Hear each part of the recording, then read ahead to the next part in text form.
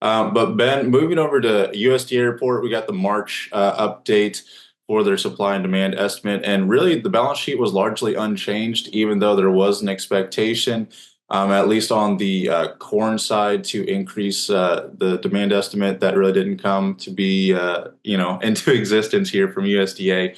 So, what's your takeaway when you look at what this means?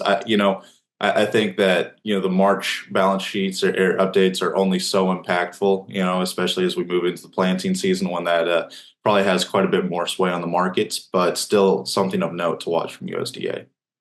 Sure. So, yeah, USDA made very, very few changes, I guess, to domestic balance sheets for really corn and soybeans. We saw a small reduction in exports, and certainly I think that is warranted. Although we did see a really good week of exports this week for wheat, and then probably the thing that was the most substantive in the report, at least from the domestic side, was the changes that they made to grain sorghum. So USDA acknowledged that grain sorghum exports are pretty weak, and that feed demand has been strong.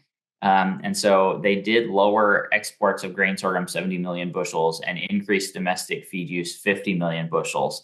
Now, on its surface, those are sizable changes, but then you add in what they did the previous month, which was also lower exports and increased feed use. And you add those two together, feed use is up 75 million bushels over the last 2 months, and exports are down 120 million bushels.